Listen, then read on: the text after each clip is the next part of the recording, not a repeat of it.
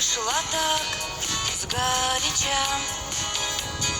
Первый любимый мой мальчик память все лишнее прячет, но нашу встречу я помню, как сейчас.